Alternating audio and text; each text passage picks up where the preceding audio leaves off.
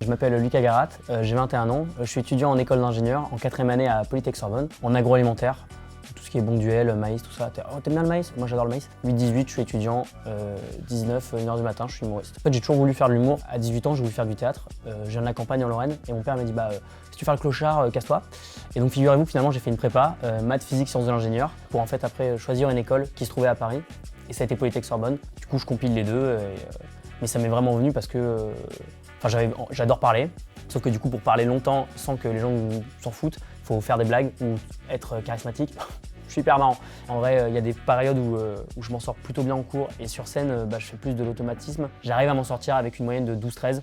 Voilà, même si là, je pense que je vais avoir 2-3 notes en dessous de 10. Daron, elle est caissière et tout, je viens d'un milieu juste assez riche pour être pauvre. Quand je suis boursier échelon 0 bis, il faut être réaliste en fait. Même si on veut faire comédien, si on n'a pas des sous de côté ou si on n'a pas de la famille dedans, c'est hyper dur de se lancer en fait. Rien que d'arriver à Paris, ça coûte une somme mais faramineuse en fait. Je sais que là du coup, pendant le diplôme, grâce à la bourse et tout, je peux explorer au moins l'artistique. À quoi elles ressemblent mes semaines? Mes semaines elles se ressemblent un peu toutes, même si la vie est remplie de surprises. J'ai honte, pardon, je suis pas un poète. Vendredi soir, samedi, dimanche, c'est les grosses soirées où là on enchaîne les comedy clubs et on essaie d'avoir le plus de dates. Si on n'a pas de date de programmer, on va gratter. On va toquer, on dit ouais, il y a moyen de gratter un off. Et du coup, ça te permet de tester de nouvelles blagues et de te mettre en danger, quoi. Là, plus le temps passe, plus je devais devoir prendre une décision. Je rêvais toujours d'avoir ce moment où, ah putain, il y a un producteur ou un mec hyper connu qui dit bon, bah gars, je te prends sous mon aile, je te forme et tout. Moi, je rêvais que Baptiste Le Caplin me forme. Mais en fait, ouais, on n'est pas dans un film ni dans un shonen, donc je suis un peu dégoûté. Non, mais ouais, là, en fait, j'ai peut-être devoir faire ma première décision d'adulte et ça m'angoisse. Dans le milieu, il y a peu de gars qui te disent bah toi, t'es marrant. Tiens, bah là, tu joues. Et Lou Chappelle, c'est un des premiers mecs, je suis venu gratter au Paname, donc à l'époque, j'avais jamais fait de scène. Hein. Il me dit, ah mec, t'as honte, tu pourras pas jouer comme ça et tout. Mais par contre, prends mon contact, et si tu reviens sur Paris, si t'écris des trucs et tout, envoie-moi un message. Je lui ai envoyé un message, et il m'a invité à son spectacle, alors qu'à l'époque, c'était la première fois de ma vie que j'étais voir un spectacle de stand-up, c'est Lou Chappelle. Debout dehors la nuit, à l'époque, au petit point virgule, ça c'était incroyable. Et après, il m'a plug sur mes premiers plateaux. Est-ce que je me rappelle de mon premier passage? Ouais. Alors, il y a 2 premiers passages. Il y a le premier sur scène et le premier en vrai comédie club. Le premier sur scène, c'est un cauchemar. J'étais au ski et je me retrouve il y a une scène. Et je dis, ce soir, je peux organiser un spectacle? La dame me dit oui. Il y a tout l'hôtel du ski qui se retrouve à, je sais pas, 60-70 personnes. Et je monte sur scène. Est-ce que j'avais préparé quelque chose? Non, pas du tout. Donc, je monte et je fais, hé, il y a des Marseillais dans la salle! Voilà, et Redon Bourguaraba, il a fait pareil, et boum, explosion de carrière quand même, bien déjà lui.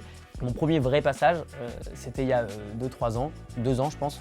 Et à l'époque, j'étais encore en prépa, et je suis monté sur Paris en économisant sur ma bourse. Quand on ne connaît pas le milieu, on va toquer à tous les gros comedy clubs, quoi. Le Jamel, le Paname, à l'époque c'était le Barbès Comedy Club, et le Joke. Sauf qu'en fait, on y arrive et on se fait recal parce qu'en fait, il faut déjà être très validé, très certifié pour jouer là-bas. Le programmateur me dit, mais qu'est-ce que tu fous là, gars, tu pourras jamais jouer et tout. Je le fais un peu marrer, il me dit bon bah gars t'as un sketch, je lui fais ouais j'ai 3 minutes, il me fait bon bah vas-y tente et c'est comme ça que j'ai fait ma première scène. Ok, donc voilà. c'était au Barbès.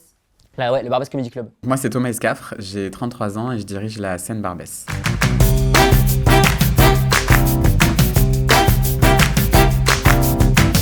La forme d'art qui correspond le plus à notre époque. Il y a quelques années, c'était beaucoup le one-man show, l'interprétation des personnages, etc.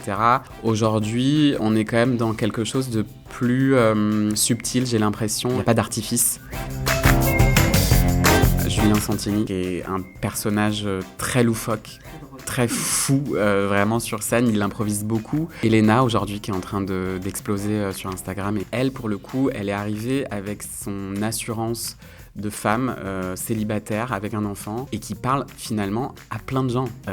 Elle a réussi à fédérer un large public parce qu'elle a su prendre les angles qu'il fallait pour en parler.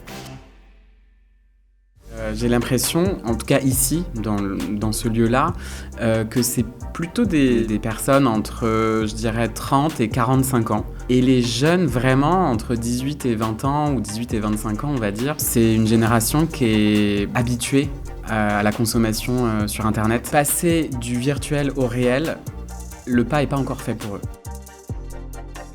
Il y a le Pass Culture déjà qui existe. On a des plateaux aussi qui sont à 5 €, où après on met ce qu'on veut dans le chapeau, mais ne serait-ce que 5 € pour le lieu et 5 € peut-être pour les artistes. Voilà, ça fait une sortie à 10 €.